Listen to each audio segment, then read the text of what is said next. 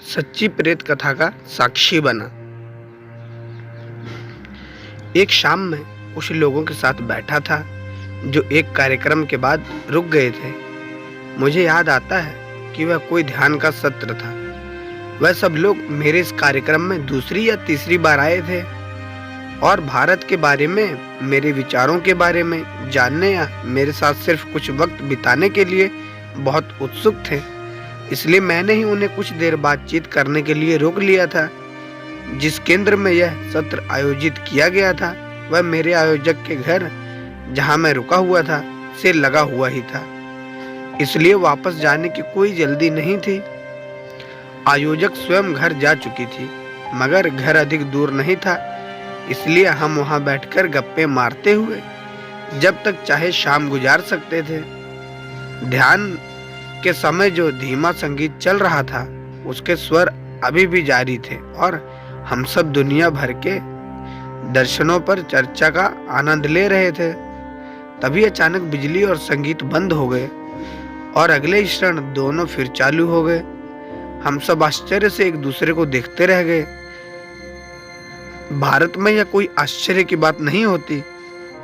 बिजली की कटौती वहां आम बात है, मगर यहाँ जर्मनी में मैंने आज तक पल भर के लिए भी बिजली जाते नहीं देखी।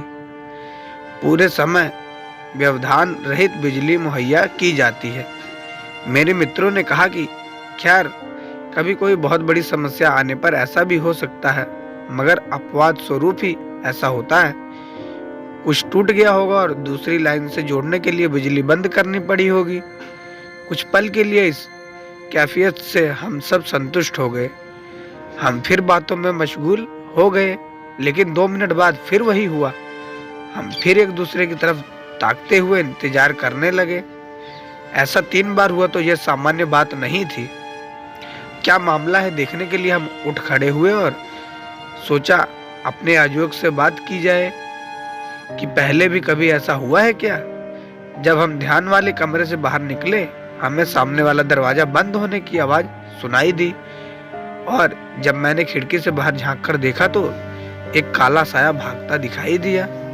मैंने ध्यान से देखा तो उसका चलने का ढंग वगैरह देखकर मुझे लगा मैं उस आकृति से पहचान चुका हूँ। और लो, वह तो मेरी आयोजक ही लॉन पर करके अपने घर की तरफ जा रही थी।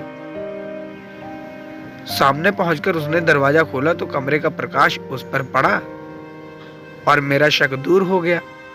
निश्चय ही मैं अकेला नहीं था जिसने उसे खिड़की से लान में दौड़ लगाते हुए देखा था। कमरे में अजीब सा सन्नाटा छा गया। सभी ने खिड़की के बाहर दरवाजे से फ्यूज बॉक्स तक गौर से नजर दौड़ाई। फ्यूज बॉक्स का दरवाजा जल्दबाजी में थोड़ा सा खुला रह गया था। मेहमानों से क्या कहा जाए समझ में नहीं आ रहा था, मगर हमने अपनी बातचीत को वहीं विराम दिया और आपस में गुड नाइट कहकर विदा हो गए। जब सब चले गए, मैं घर आया और देखा कि मेरी आयोजक शांति से बैठकर कोई किताब पढ़ रही है। उसने मुझे हेलो कहा और कुछ आश्चर्यचकित दिखाई देने की कोशिश करने लगी।